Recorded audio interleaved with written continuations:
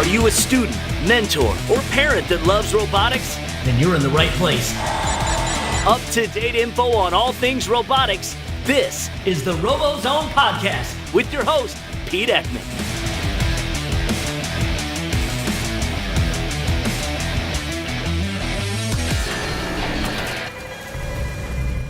The RoboZone Podcast is brought to you by Kettering University. It's a Kettering-built world. Hello and welcome to the 47th episode of the RoboZone Podcast. This podcast is for Tuesday, February 6th. In this episode, we talk about coding for Power Up. Coding 101 is the subject of the day, and we have a great roundtable discussion to prove it. In addition, we have first updates. That will be the first segment up tonight. And we check in with Brandi Bollinger of the EngiNerdz for the Rookie Roundup. And don't forget, the last segment of the night is going to be Team of the Week. So who will be Team of the Week? We'll have to see. Get ready, and let's get to the first segment. Now it's time for the first update. First team update number 8 has come out over the last week, and in this update there are some very valuable pieces of information. Underneath the general tab there's an inspection checklist that can be clicked on, and you can download that checklist now. In addition, a robot lockup form has also been published as part of team update number 8. The Power Cube cover DIY instructions has finally been published, so you can make your own Power Cube covers. They're very valuable, hard to find this year. The last thing that was changed in this section was under section 8.4 underneath the budget constraints and fabrication schedule. Underneath section A, it says individual items are less than $5 purchasable from a vendor or kit of parts. I forgot there's one last change. In section 8.8 underneath control command and signal systems under R63, it states robots must be controlled via one programmable National Instruments RoboRio with an image version FRC_2018_V16 or later. That's it for the team update for this week. Make sure that you visit the link and read through it. And now, let's talk coding for Power Up 101. I have Darrin and Eli, some coding mentors that are ready to just give us everything we need to know about coding. Eli, I'm going to introduce you first. Eli, please, I'm going to ask you to introduce yourself. Hi, I'm Eli Barnett. I'm a mentor for Team 449 out of Montgomery Blair High School in Maryland. I've been lead programming mentor on 449 for, I think this is my 3rd year, and I've been a mentor for 8 years. I was a student myself for 3 years before then, so this is my 11th year in FRC. Well-versed, as they say then, right? Yeah. And Darrin, please introduce yourself. I'm Darrin Jillson. I'm the programming mentor for the GreengineerZ team 3452 out of Berrien Springs, Michigan. Nice. How far is that? I've never been there. Darrin, how far is that from Lansing? Oh, we're probably, you can get to Lansing about 3 hours or so. If you look at Detroit and then instead of going east, you go west, just before you hit Lake Michigan, that's us. Okay, so you're a stone throw away from the snow belt, as they say over there on the West Coast. Oh, yeah.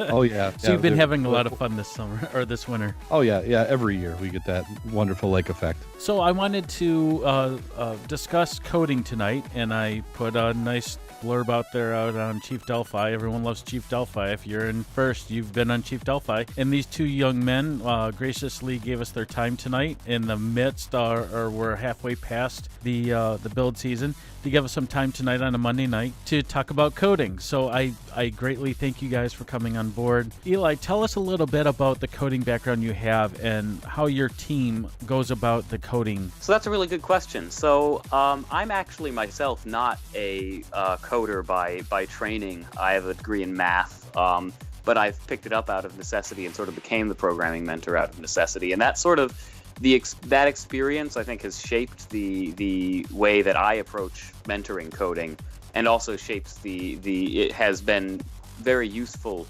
in sort of I've seen coding from the beginning, from mentoring teams with students who didn't know FRC coding, and I didn't know FRC coding well, and now we're doing really well, and I've pretty much seen it all in terms of FRC coding. So that breadth of experience, I think, has served us really well.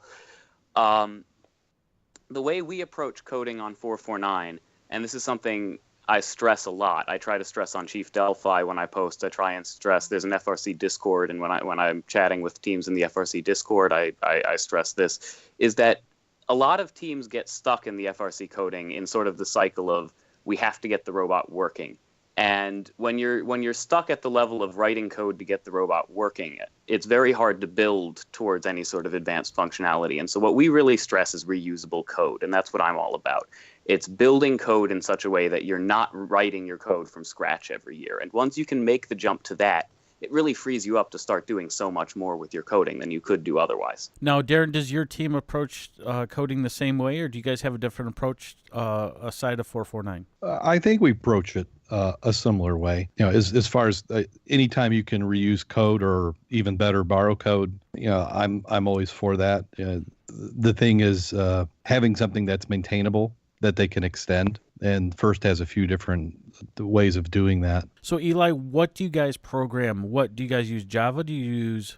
We use Java. Okay. We use Java because the school teaches Java, and that's pretty much the start and end of our decision-making process, because if the school teaches it, we don't have to teach it. We do offer a separate Java curriculum, but it's mostly we get students who already know the language, and that's a huge boon. It's a huge hurdle to cross if you have to teach students the programming language and then also further teach them to program robots. And have you been using? How long has your team been using Java? This is our. It's either our third or fourth year using Java, and before that we used LabVIEW, and that was actually a huge roadblock for us, and our programming sort of stayed stagnant for many years because we were using LabVIEW. And the problem with LabVIEW isn't so much the tool itself, it's just there's so much less support available for LabVIEW than there is for Java, both in terms of the language itself and in terms of FRC code support. It's much easier to get help with stuff if you're a Java team or a C++ team than a LabVIEW team. More than a couple years ago, I was a mentor for 4464 for 3 years, back when I was an undergraduate. And when I started mentoring 4464, I actually had exactly that view. And they asked me when they were starting the team, what language could we use? And I said LabVIEW, because I believed there was more support out there for LabVIEW. I've come to realize in the years since that's generally not true. There are official statistics released on language use that they track via FMS every competition. I believe Java is in the lead by a hefty margin. Oh, and wow. so more teams use Java. Interesting. We just started coding, so I don't know if I want to switch tracks. I'll start thinking maybe by the end of this discussion. But that's astounding, because everyone that's told me thus far, even when they heard that I was starting a team, says stay LabVIEW, and then you guys can go to Java the second, third year. So thanks for providing some insight on that. I greatly appreciate that. And that may be something that's a little regional. I know here in Michigan, with a lot of the technology companies in our area, you will find, especially we've got a company who's a sponsor of many of the teams, and they extensively use LabVIEW.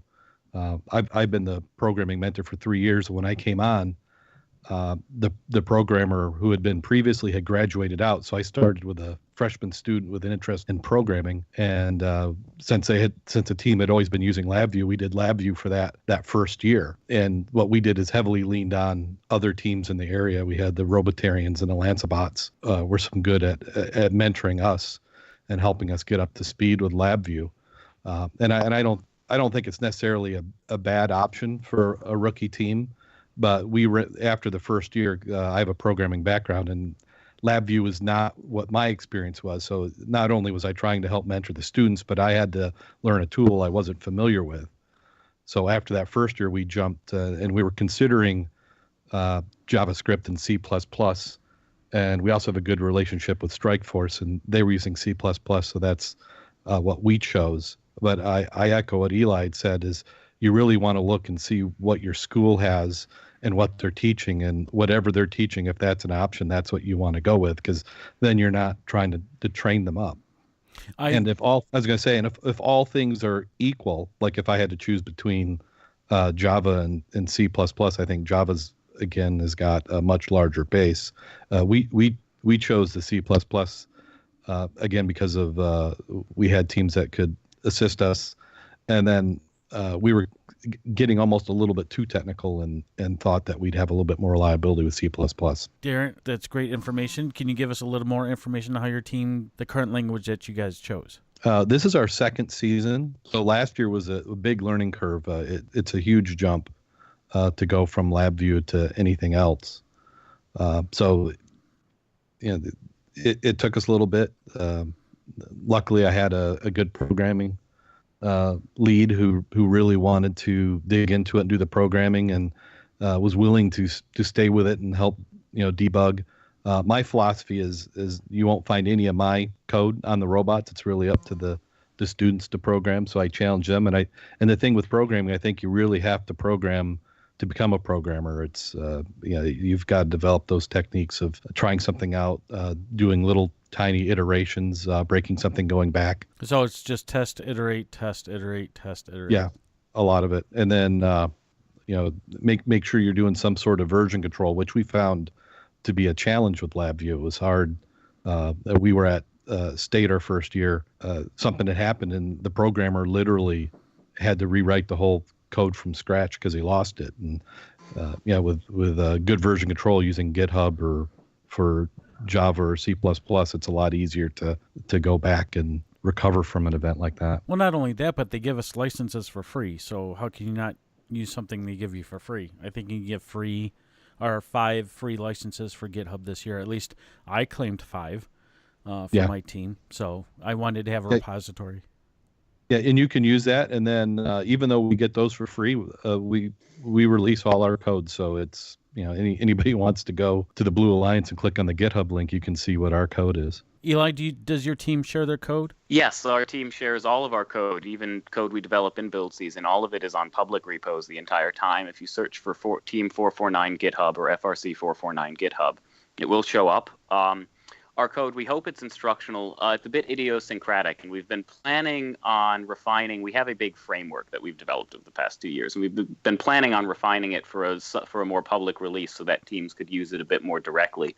But it's very much based around, I don't know how into the weeds I want to go on the technical details, but our code uses a lot of dependency injection. We use a lot of software design principles to really keep as much of the code base constant from year to year and have as much of it just be configuration rather than writing new code when we each new year. And so it's a lot to chew if you just open up our GitHub, and a bit hard to navigate. But we're hoping after this build season we'll have some time to consolidate it, write up some approachable documentation, some how-to guides, and put it out there as a tool that other teams can really use. Because we're very proud of the framework we've built, and we think that it's something that a lot of teams could find useful. Eli, where do you guys start your revisioning of your code? If you have code from last year and you said you kind of reused that code, how do you iterate off that code? Do you do it right out of the get-go at kickoff, or do you wait a couple weeks? It's a constant process. We're developing code year-round. We're testing stuff as much as we can year-round. I mean, if the one article on programming that I'd suggest everyone read, if you haven't read this, you need to read it, is entitled "Big Ball of Mud." If you do a Google search on "Big Ball of Mud," you'll find it's written by Brian Foote. It's about object-oriented code design and software engineering. And we try to follow the prescription laid out in that article as closely as we can. And so the idea is you have alternate phases of expansion and then consolidation. And expansion is you're developing new code, and consolidation is you're refactoring the code into a form that's more elegant and more usable. Because the problem with code written during build season, no matter how hard you try, is that you're approaching new problems. And when you're approaching new problems and you don't understand the problem space when you're writing the code you're going to write is going to be messy. It's not going to be factored in a way that's easy to understand, easy to reuse. And so what you have to really do is we have a central repo, which is all of our reusable code. And then we have project repos for all the projects that are in progress. And code, new functionality gets developed in the project repos, and then we have code review, relentless refactor, code review, refactor. And once it's in a state where we're happy with it and we think this is something that we could pick up and use at a future date, then we merge it into the central repo. And so that gives us a thing where it's a double benefit. One, it keeps a large portion of our code to spec. It gives us a very clear point in the design process when we can go and say, okay, here's some code we wrote to do X, Y, Z. Let's start thinking from a structural standpoint, from an architectural standpoint, what do we need this code to look like for it to be reusable? And it gives us a very clear point at which we can review it and say, are we at that point, which is the merge into the central repo. And it also has the added benefit that our individual project repos stay very uncluttered. There's less code for people to worry about because the only stuff in the repo that they're currently going to be working with is the new stuff that they've written, because everything else is in the central repo and is more or less static. And so we found that works really well for us. Okay, Darrin, how does your team? Where do they code year round? Do they code when they know the game, what the game is for this year? How does your team go about their coding process? We do code year round. The nice thing is last year was the first year we had actually built 2 robots. That gave us the opportunity to, when you've got one in the bag, you can continue to develop. With the change to C++ last year, we didn't really have. We did do some preseason work, but we didn't have a whole lot of opportunity during the season to do a lot of coding. In fact, we didn't even have the drivetrain moving with last year's challenge till about week 5. It took a while, but we were able to build. So I mean, the first thing for us is get the drivetrain moving. We get that going, and then we start adding systems to it. And then now that we're on the second year, we were able to modify and adapt for what changes we had. If we're using different motor controllers or you've got something connected to different ports, you can map that out and adjust. And then we just keep adding features. The first thing is just to make sure that it does what we need it to do. I mean, can the operators drive it around? And now that this is our programmer's 3rd season, he's pretty comfortable with that. And then we slowly start adding different options. You've got an arm on a robot, or if you got a shooter on a robot, then you start adding that in, and then you just keep refining. With driving, you've got controllers and coders. You're going to go closed loop on your drivetrain, and what are you going to do in autonomous? And we just slowly start iterating it in. I always like to keep it to a point where, for some reason, something happens or we change priorities, that we're not left out in the cold, that we've got something that we can run the robot.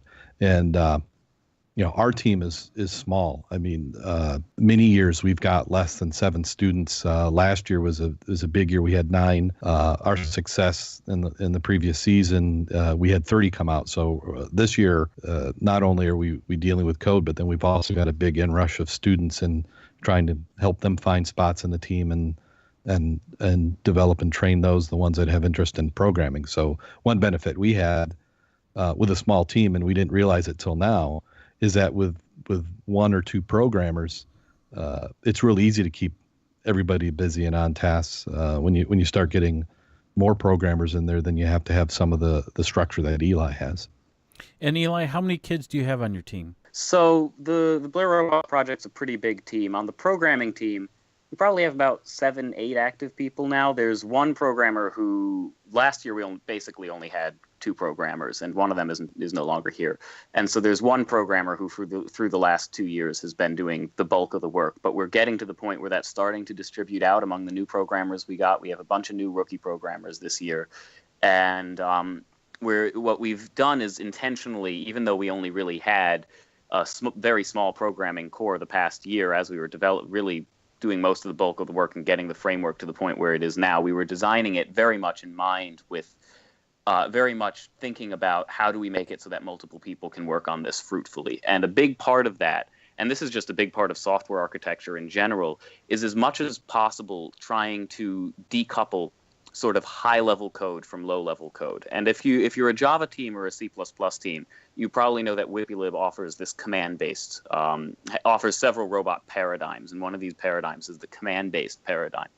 And one thing that the resources that they have, while they're good for showing you how the framework how WhippyLib works, they're not so good at showing you how to structure code around these paradigms in a way that really facilitates development. And the command-based paradigm is a very powerful paradigm if you use it in a certain way. And one thing it really lets you do is decouple high-level code, which is big robot concepts like, drive forward or open claw, close claw, things that are sort of abstract, from low-level code, which is what am I actually telling the motor to do? What am I telling the pneumatics to do?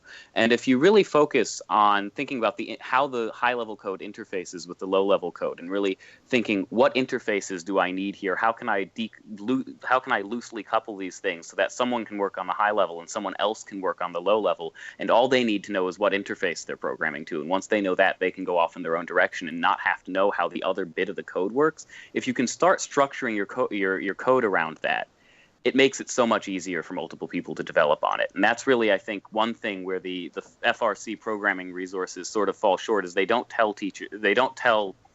teams how to structure their code in such a way that you have different sort of realms of the code that can be understood self-contained without understanding the rest of the code base. And once you start getting more programmers, that's really what's going to make or break whether or not multiple programmers can work on the code at once. This is more information than I thought I would get tonight, so I love it. I love it. Darrin, do you guys use a methodology like Agile or Waterfall or any of that SDLC process flow? My background is in software development, and that's just something that I intuitively fall back on. So I tend to like an Agile approach. Where I work tends to like a waterfall approach, but Agile's I think is a little bit better choice. Which one do you think is more relatable to FRC programming? Do you think Agile's more relatable? I think so. I think that's what I would say. That's at some point I'd love to get my team to that. I got trained in Agile, so I'd love to do like the backlog and that type of thing and get kids to think that way. So it would be interesting. Eli, do you guys use a methodology, an SDLC methodology? Not really. We don't follow anything strictly.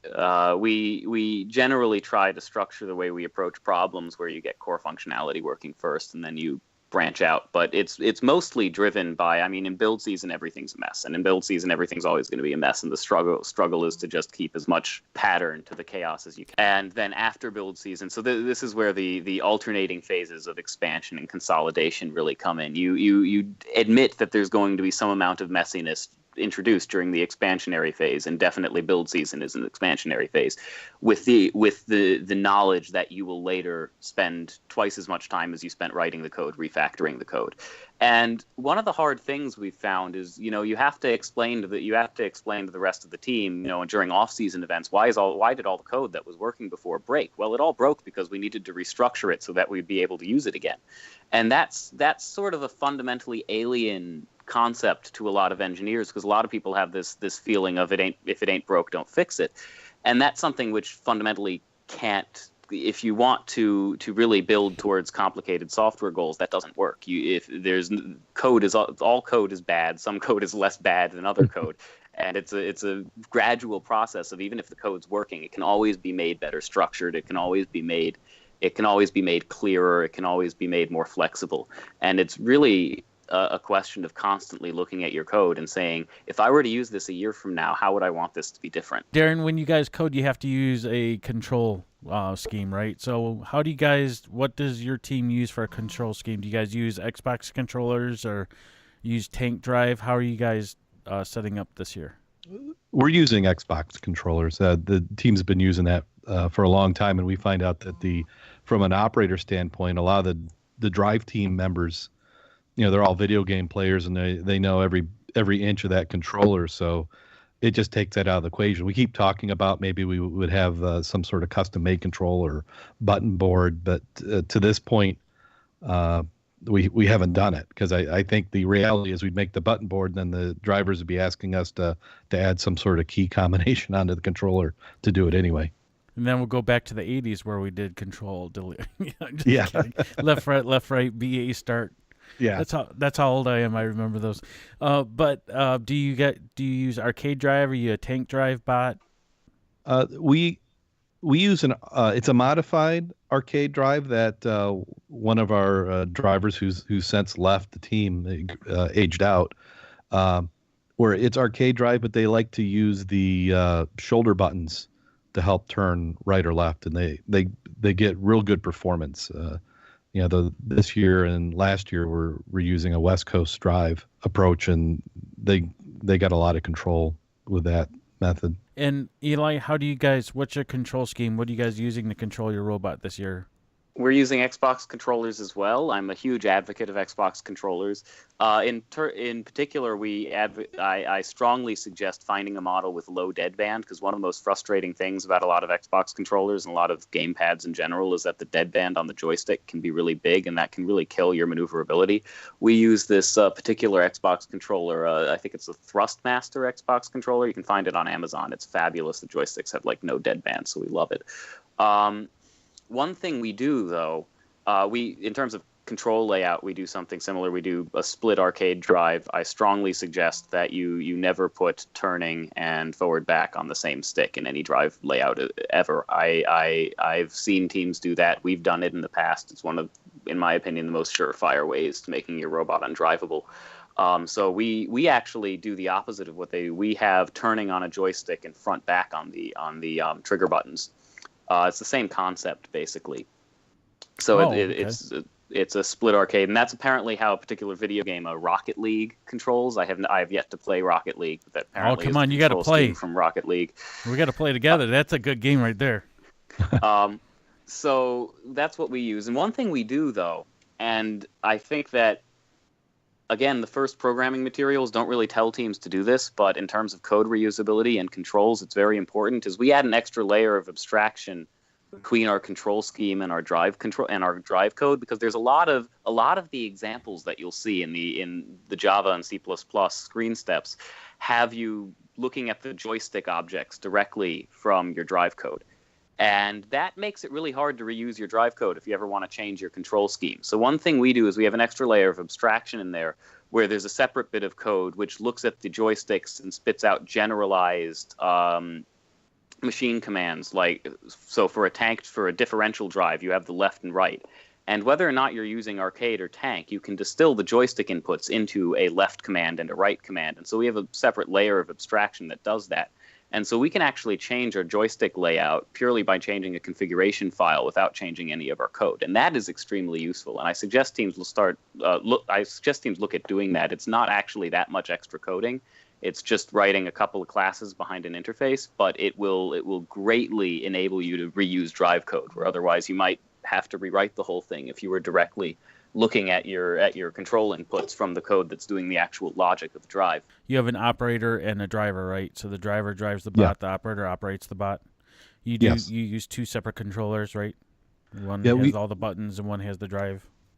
Well, we use two separate controllers, but this last year we actually had a little bit of overlap because there was situations where the driver may be in a little bit better position to run one of the control surfaces, or the we call him the bunt monkey. He may need to do something that requires the robot to move in a particular, and it requires close communication and practice between the drivers. But that was something they wanted, and then they even, because the one thing is those Xbox controllers don't last forever, and they always seem to break down at the most inopportune times.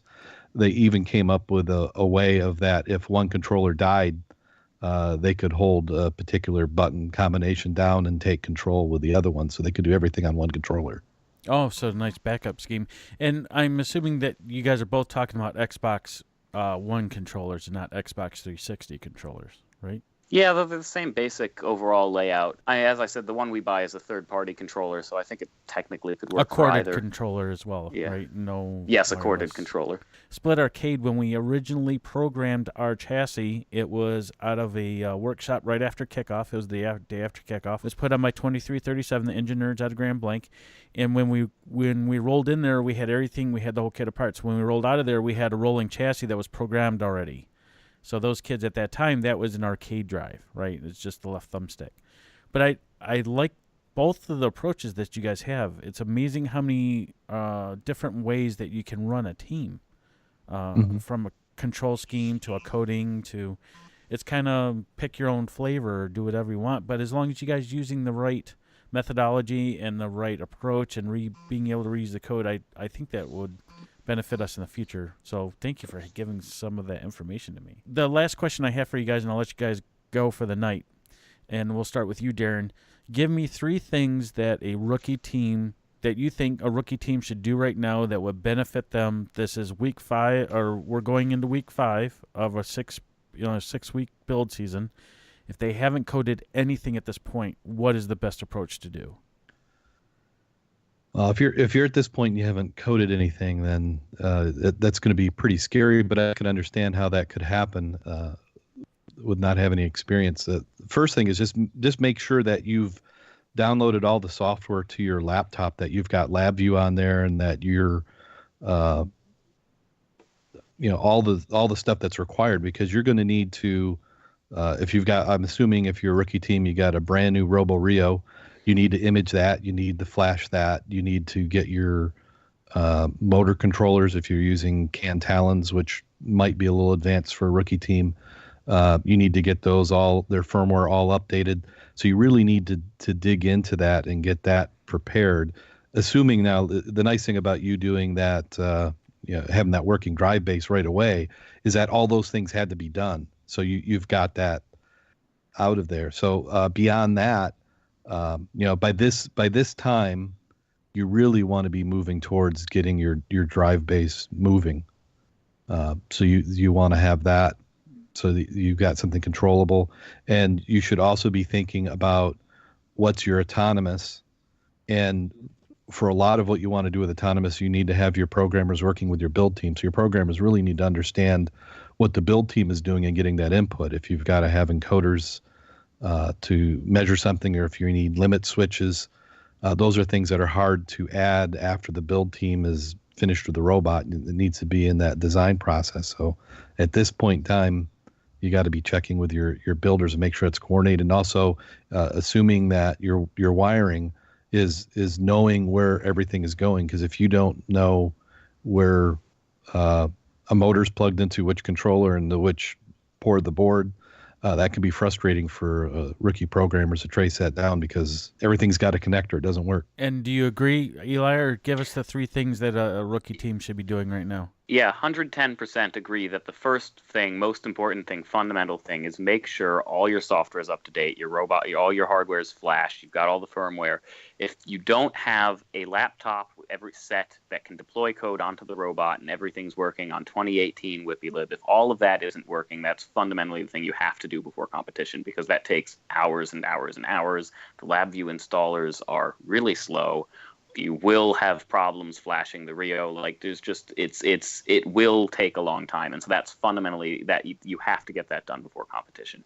Even if you show up to competition with no code, if you show up to competition with a robot which you can deploy code to, that's much, much better than showing up to competition with a robot that you can't deploy code to, because there are teams that will help you with your code if you show up to competition with code problems. There are tons of teams that will help you, but they will have a very hard time helping you if you can't deploy code to your robot. So make sure you get to a stage where you can deploy code.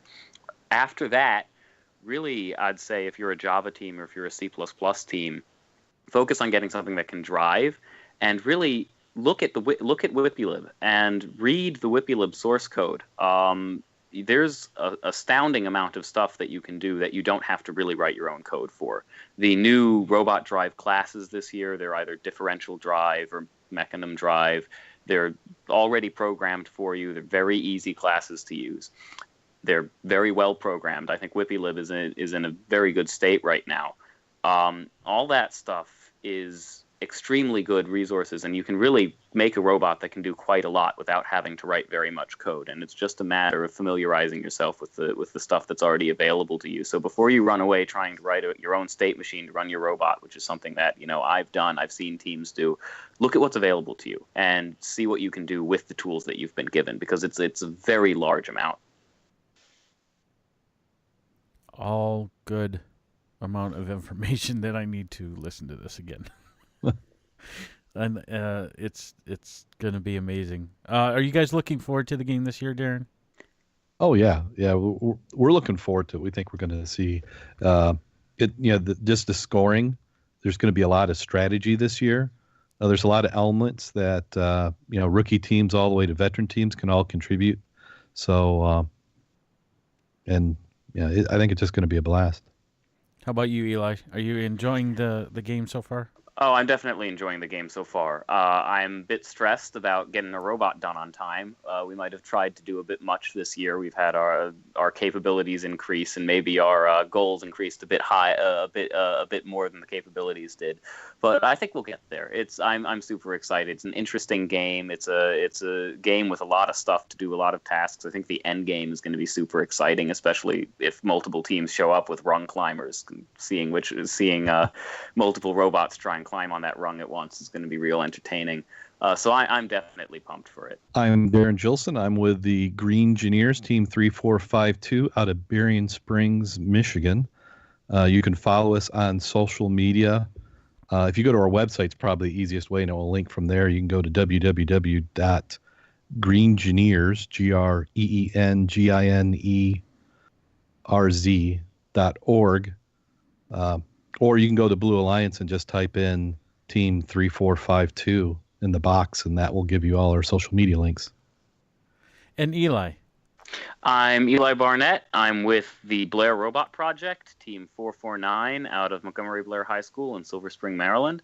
Definitely the probably easiest way to track our team is go to our team website. That would be robot.mbhs.edu. There will be links to all of our social media stuff from that website. You can also find our GitHub by doing a Google search on FRC449 GitHub, and you'll find all our code there. As well as a presentation, the slides from a presentation we did on autonomous design, which might be useful to some teams. And Eli, since you're from Maryland, I have to ask this last question. Did you like the Eagles win last night? Oh, well, I was actually born in Philadelphia, so yes, I very much liked the Eagles win last night. That was great. It was an awesome game, man. Awesome game. There's a football game going on? Yeah. There's this thing. I thought everybody was building robots. Thank you guys for coming by and giving us everything that you did tonight. The RoboZone Podcast is brought to you by AndyMark.com, your robot parts experts. Up now is the RoboZone Rookie Rundown. Hi, this is Pete Ekman. With me, I have the infamous Brandi Bollinger. How are you doing, Brandi? I'm fantastic. It's great to be back, Pete. There was hesitation in that. We're not gonna go any further. We're just gonna plow forward. I'm just gonna say it's build season, week almost 5. Enough said. Yes. What are the 5 things that a rookie team should have done last week? Let's review. All right. So we should be moving toward the competition version of your manipulator. So whatever you're deciding to do with the cube, you should definitely be nearing what you're going to be using at your first event so that you have an opportunity to practice with it. From here on out, it should be kind of not necessarily scrapping a design and starting over, but just kind of tuning in what you already have, making slight adjustments and slight modifications to improve what you have to try to get it working the best you can for your first event. Okay, what's number 2? Number 2. Whatever part of the field that you are scoring on, if you have it in your team's time and monetary budget, try building one of the wood versions of that field element. So if you are going to be a vault bot, build the exchange. If you're going to be a switch bot, build a small version of the switch or even half of a switch. Or if you're going to be a scale bot, build half of the scale. At the EngiNerdz right now, we have half of each of those field elements that we are using for testing purposes. And one thing I do want to point out, if you are going to be a vault bot and you're building the wall with the hole for the exchange, make sure that you build the little ramp that goes in front of the hole for the exchange, because that will make a big difference on how your robot interacts with that opening. It's a night and day. Night and day. We had that little lip built, so it's night and day for those teams that are doing that. Okay, what's number 3, Brandi? Practice, practice, and practice. So this kind of goes along with number 3 and 4, kind of combined together, is that we talked last week about picking your drive team. This week, you really should be finalizing your drive team and getting used to those people practicing together. So much of competing at an event is the connection that your driver and your operator, if you're going to have 2 people on your drive team with the controls, how well they work together, how well they communicate together, and them just getting used to anticipating what the other person is going to be doing. So this week, if you do have the chance to build those field elements with your hopefully nearing competition version of your manipulator, practice. Every minute that you can have that chassis moving around and your driver's on the sticks, the better off you're going to be. Okay, so that was 3 and 4. That's a 2-fer. So I have a follow-up on that, Brandi. What Sure. if a rookie team doesn't have a moving chassis yet? How else can they practice outside of, some people being very ambitious? They may not have a moving chassis and they're trying to do other things. But what else can a drive team do to try to simulate a match? Well, that leads me to number 5. It's like you can anticipate what I'm going to say. Nice. Ask for help. If you do not have a moving chassis yet, but you guys are really working on your, say, your manipulator or something, find a team in your area that can help mentor you and ask for help. Definitely moving should be every team's number one priority, because no matter how great your manipulator is, no matter how awesome you can score cubes into that exchange or onto the switch, if you cannot move, if your robot is dead in the water at the beginning of the match, that manipulator does you no good. So every team's number one strategy should be to move. However, if you are moving, but you don't have a way to score yet, which is probably a pretty common issue for a lot of either rookie teams or low resource teams, ask for help. One of the most amazing things, and I think one of the most difficult things to explain, is the community within FIRST. The people, the mentors, the students, the teams, they're just amazing. And while this is a competition, there is so much camaraderie before the events, during the events, and after the events that I think most people, when they start this organization, are just blown away. I know here in Michigan, a lot of rookie teams were assigned a mentor team, a veteran team that will help them. So if you are not in Michigan and you are in the regional area, reach out to your regional director and see if there's someone that they can pair you up with that they think would be a good fit for you and your team. How would a team find out in Michigan, just for example, who their mentor team is? For the most part, First in Michigan paired people up, and then the veteran teams reached out to some of the rookie teams. If you don't know, you can definitely contact Gail Alpert. She's kind of like our version of a senior mentor here in Michigan, and see if there's somebody in the area that they can pair you up with. If you're anywhere in the Flint area, or you're willing to drive to Grand Blanc, which is just southeast of Flint, you can feel free to contact me. My information will be in the show notes. And the EngiNerdz doors are always open, but so are the doors of so many other people all over the country and all over the world. That was extra credit. That's a bonus one. Okay, so let's change gears, Brandi. Let's focus on the week ahead. We're almost 2 weeks away from our deadline, right? That's the 20th, right? Am I right? At midnight. So we're 2 weeks away from tomorrow at midnight. All right. So once you've kind of gotten into practicing with your own robot, try to find another team to practice with. It's very difficult to simulate a competition environment. Pete, you know, you've been to lots of events. It's loud. It's crazy. You can't hear your robot because it's on the other side of the glass while music is playing, and your drivers are just having a hard time. So some way that you can kind of simulate that environment is finding other teams to practice with. You may have teams in your area that have a practice field that they'd be willing to share with you. Or maybe if you have some things built, you can have them come to your place. Or maybe you can just find a big, giant carpeted room and invite a couple people to come play and push cubes around. Any opportunity that you get to get your robot on the field, especially with other robots, is going to be great for you. But make sure before you commit to doing that you've practiced on your own with your robot and you know how your controls work. And just to expand on that recommendation you gave us, Brandi, I highly, highly, highly recommend that you have whoever's not driving the robot do line dancing, because it's a huge distraction when you're trying to concentrate on a match. Someone's doing the Macarena, and you're trying to drive your robot, and all you see is the Cotton Eye Joe, the Macarena to the Cotton Eye Joe. Yeah, all the staples. Yeah. So what's number two? What's number two, Brandi?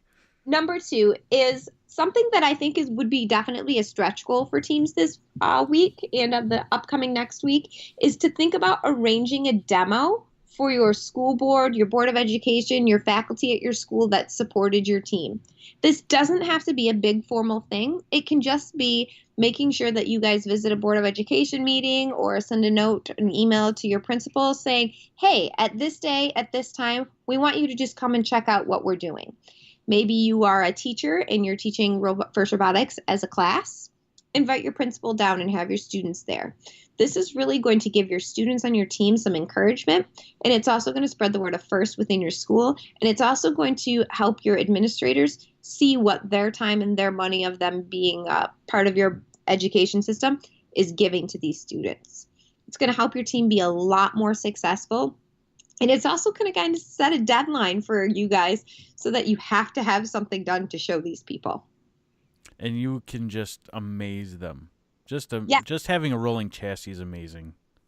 Exactly. And if there are students who are passionate and knowledgeable and excited, then that's going to go even further. If you can talk about how you worked hard and you assembled something, you made something, you designed something, that's just going to blow your teachers away. And the final one, Brandi, take us out. What's the last one? So depending on when your first event is, I would also encourage you, on top of just inviting your school officials to your build site to see your robot, to also invite them to your competitions. So something that we do on the EngiNerdz that I think is a great thing for every single team, not just rookie teams, but every team to do, is to make up a formal invitation with your competition dates and send it out to people. Send it to your partners, the people who have given you money to run your program. Send it to your school board. Send it to the teachers at the school. Send it to everybody that you can, because these people do need some lead time in order to plan some time to come to your events.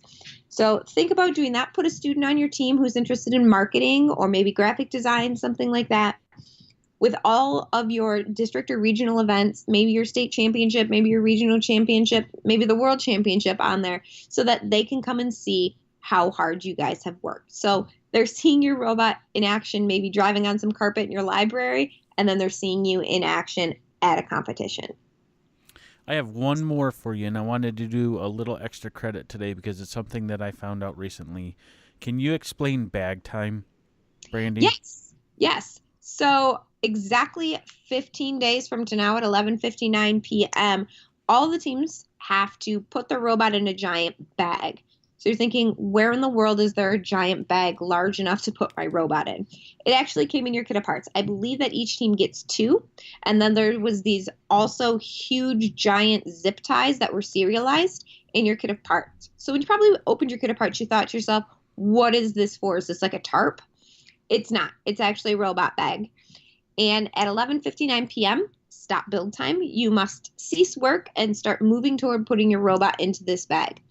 The idea behind this is that it kind of levels the playing field for rookie teams and for veteran teams, so that everybody puts their robot in their bag at the same time and no one else can touch it. So you will get some access period time. You'll also get some unbag time during your access period, and then you'll also get your withholding allowance. So each team chooses to use that a little bit differently. That's, I think, a whole nother conversation all in itself for next week. But knowing that in 15 days, you have to put that robot in a bag and you can't touch it. So kind of a little bit scary, but also a great thing for teams. So we'll earmark that follow-up for next weekend's call when we have this. You got it. That'll be like 6 bullet points in itself. Yes, ma'am. And that's very important because I thought it was something different because I wasn't part of that bag process before. And then I talked to Gail. I had to call Gail, and she straightened me right out. And I said, okay, Gail.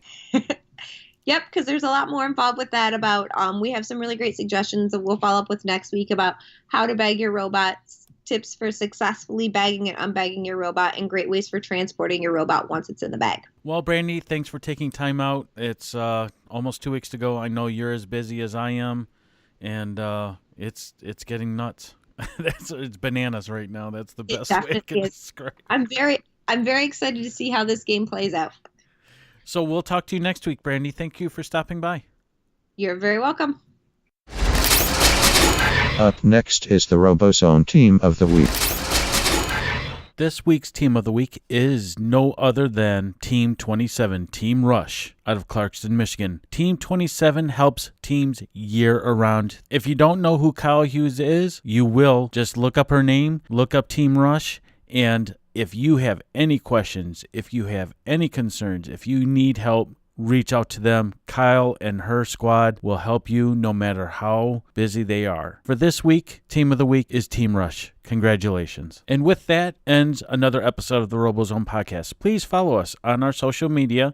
Just look up RoboZone TV or RoboZone Podcast. You'll find us everywhere.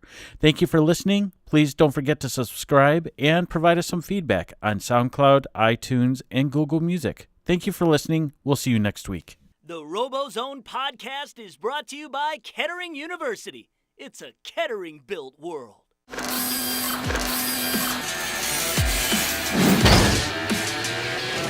Thanks for listening to the RoboZone Podcast with your host, Pete Ekman. Find us online at RoboZoneTV.com and on Facebook, Twitter, YouTube, and Instagram.